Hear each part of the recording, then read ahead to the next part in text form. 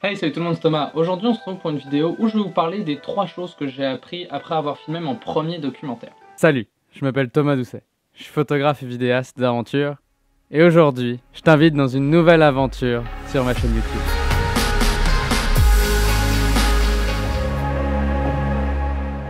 En effet, j'ai réalisé mon premier film qui s'appelle Besoin d'intensité.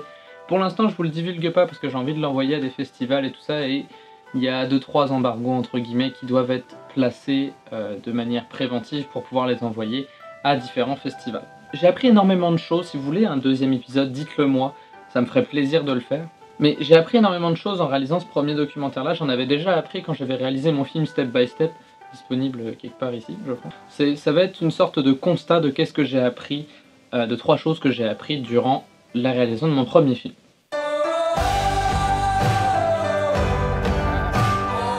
J'ai réussi à créer un véritable lien avec mon sujet. On est passé de simples connaissances Facebook à des véritables amis. Je pense que dans un premier temps, comprendre l'autre quand on travaille sur ce genre de projet, c'est extrêmement important, puisque en soi, si jamais il n'y a pas une bonne connexion, ça va se ressentir dans le film. Il y a beaucoup de travail de compréhension de langage corporel dans un film documentaire, je trouve. Mais en fait, moi j'ai essayé de rendre les choses très claires très vite. C'est je lui ai dit, je fais un film sur toi, je ne fais pas un film sur ma vision de toi. Donc si jamais je te propose quelque chose qui ne te plaît pas, dis-le moi, puis on va trouver une autre solution.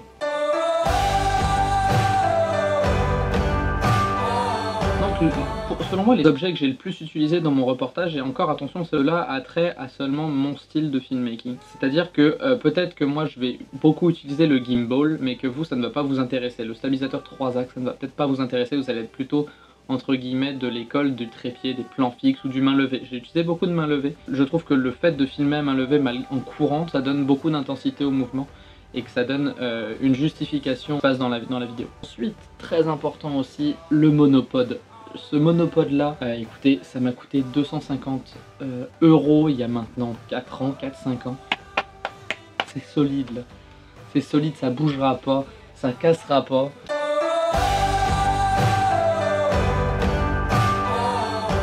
Le troisième et dernier conseil que je peux vous donner, c'est une fois que vous avez votre film et que vous avez votre entrevue. Moi j'aime bien commencer de la manière suivante, c'est-à-dire pré-entrevue, c'est-à-dire première rencontre où on parle, on discute, on filme un petit peu pour commencer à l'habituer à la caméra, de commencer à créer ce lien, de commencer à créer, à bâtir quelque chose et à comprendre votre sujet. Donc ça pour moi c'est la première sortie.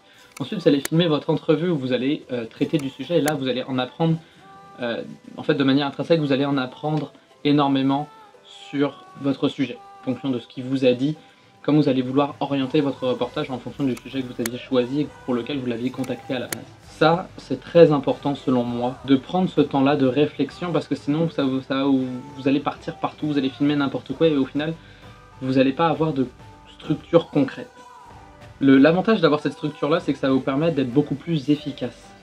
Ça va vous éviter d'être bloqué à certains moments pour créer quelque chose, pour créer ce film-là que vous avez dans la tête et que vous voulez transmettre. J'espère que cette vidéo vous aura plu, n'hésitez pas à me le dire en commentaire, qu'est-ce que vous pourrez améliorer, qu'est-ce que je pourrais faire. Donc c'est ça, j'espère que cette vidéo vous aura plu, surtout n'hésitez pas à vous abonner, à lâcher un commentaire, à partager la vidéo, à faire ce que vous voulez avec ça. Et sur ce, je vous dis prenez soin de vous, faites de belles photos et bonne vidéo, à la prochaine, ciao tout le monde.